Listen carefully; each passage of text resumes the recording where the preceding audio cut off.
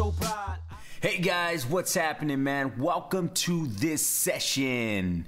This session today is gonna be on stress. You know, that stuff that gets you down, right?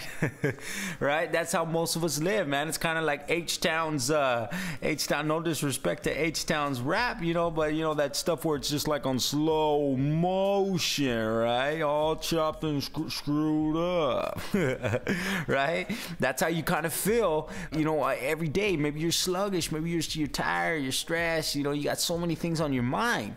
You know, that's probably one of the driving factors of my life, because I do not ever want to go back there. And like I said in the introduction, man, I always reference back to my panic attacks as the reason and as the decision that I had to make. You know, because of the fact of my panic attacks, I had to make a decision that I was going to change my life. This was no longer acceptable for me. I'm not going to put my family through this. I mean, I can tell you guys stories, man, and people who know me will tell you that these stories are true. I mean, there were times where me and my buddy DJ Butter were actually driving down south, and we were going to go on a radio tour, my first radio tour I ever did, and I was trying to literally jump out of my vehicle on the freeway, on the highway, whatever we were on.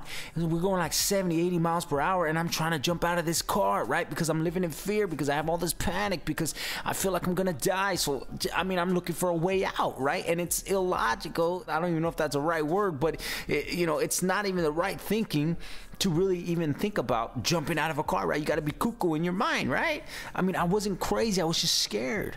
I was just looking for a way out, and that's how most of us, I think it's a real good metaphor, that most of us are just scared in our lives. Now, you may not feel the same fear that I did, but you may have a lot of stress. And a lot of stress can lead to a condition like panic attacks. So what I want to do is I want to be preventative and proactive and show you guys that you don't have to go through that.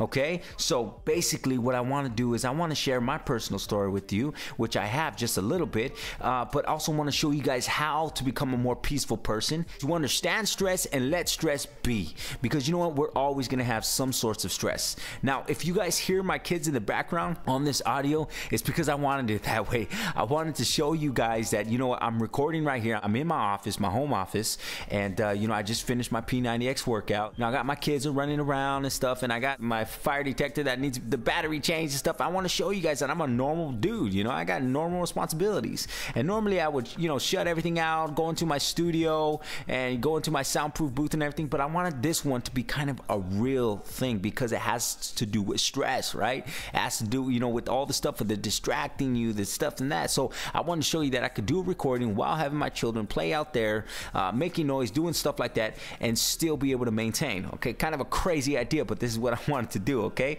all right. So when I ask you, do you have stress? You're probably saying, duh, why did I get your program, man? That's fair enough. Well, let's go ahead and dig into stress and see exactly what it is and why it's the worst thing you can possibly do for your mind and your body. Now, when I was having panic attacks, I noticed that my heart was racing, my palms were sweaty, I was in a complete state of fear, I was scared to drive in my car, I was scared to go down certain streets. Babe, try to take as many back roads as you can, please. I was scared to do a lot of things. I would make up excuses that I was busy to a lot of people when they were requiring my time. And I would say, I'm busy, I'm sorry, I can't do it, I got so many things going on right now. And I would make excuses because of the fact that I was living in fear, and I would be scared of panic, right? So I want to tell you about the body's stress response, okay? When you perceive a threat, your nervous system responds by releasing a flood of stress hormones, including adrenaline and cortisol. Now, these hormones rise your body for emergency action. Your heart starts to pound a little faster, your muscles tighten up, your blood pressure rises, your breath quickens, and your senses become sharper. Now, these physical changes increase your strength and stamina, speed and reaction time to enhance your focus. Well, this sounds like you're getting ready to sprint or something, right? Preparing you for either the fight or flight. Okay, that's what the actual term is. It's a fight or flight. Either fight the danger or you're gonna flee from the danger. Now here's the thing, your mind doesn't know the difference. Your mind doesn't know the difference. And the fact of the matter is that if your mind doesn't know the difference between let's say going to the grocery store or pumping gas in my example. Okay, so if I was pumping gas and my heart was racing like crazy and I perceived a threat, I was basically having the same symptoms like if I just seen a tiger. And I always use this example, but if I just seen a tiger that was coming after me to tear me apart, it was the same exact feeling. And my brain didn't know the difference between if there was an actual tiger in front of me or if there was a gas pump, right? Crazy, I know. But your mind doesn't know the difference between what is reality and what is not. Prime example, your dreams. Have you ever woke up from a dream scared as hell or even happy as heck, right? You ever woke up from a dream like, oh man, that was a really great dream. I wish I can go back to sleep. Or you ever woke up and looked at your spouse and said, you're cheating on me. I know you are. I know that's happened to me a couple of times, right? Not with my wife now, but my previous marriage. I remember waking up all the time, and this woman, man, my ex-wife, you know, God bless her soul, man, but when we were together, it was cuckoo, right? And she would wake up sometimes and she'd be like, oh my God, I know you're cheating on me. I dreamt about it, and my grandma told me your dreams are true, and this and that. And I was like, whoa, dude, slow down. And I was a faithful dude, right? So I was a faithful dude, and she was having this, and her mind couldn't perceive the difference. And, you know, if you have a lot of responsibilities and worries, your emergency stress response may be on most of the time. So the more your body's stress system is activated, the easier it is to trip and the harder it is to shut off. Let me say that one more time. If you have a lot of responsibilities, worries, you know, you're thinking about a lot of things a lot of the times that stress you out, your emergency stress response may be on most of the time. So your body's stress system is activated, and it makes it easier to trip and harder to turn off. Hey guys, what's happening, man? You're chilling with your boy C-Bone. Thank you guys for listening to this little snippet of the stress session here on the new program, Dream Your Way Out. You know, I wanted to really kind of take a moment real quick and encourage you. You know, if you are somebody who deals with stress, or you somebody who deals with a little bit of excess weight, this program is exactly for you.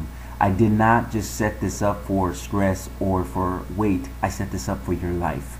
I set this up to allow you to bring down your stress, allow you to lose weight, and figure out things that people aren't telling you.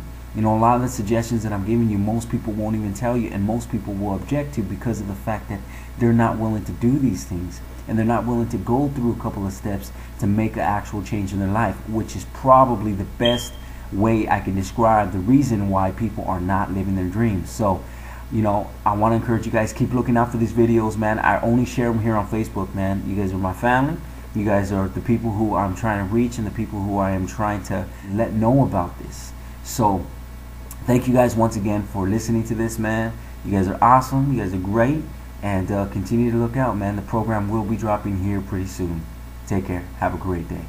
Living my life in the bright lights, hoping one day that I just might spread my wings and take flight. Living my life in the bright light, living my life in the bright lights. Money's so good but it's not right, money no good but it's so nice. Living my life in the bright lights. I will shine so bright, I will live my life, I will take it there, I will make them stare. Let it all go, no stress, stress. Let it all go, no lows, lows. I'ma let it go, just let it flow. Let them talk, man, they some